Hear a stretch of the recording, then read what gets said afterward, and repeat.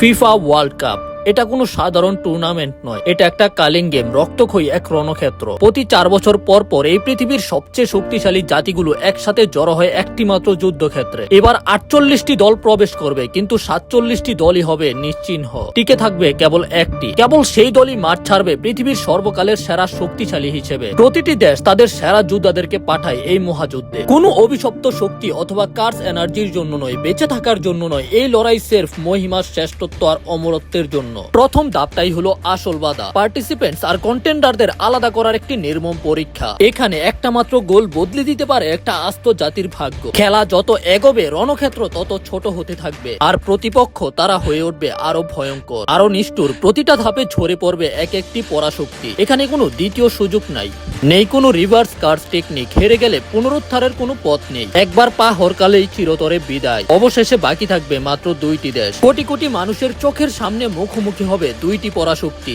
মানুষের তৈরি ইতিহাসের সবচেয়ে বড় কালিং গেম, যেখানে পুরস্কার কোনো জাদুকরী শক্তি নয়, বরং ফুটবল ইতিহাসের পাতায় নিজেদের নাম চিরতরের জন্য অমর করে রাখা। তুমি কি প্রস্তুত তোমার দেশের ডোমেন এক্সপেনশন দেখতে?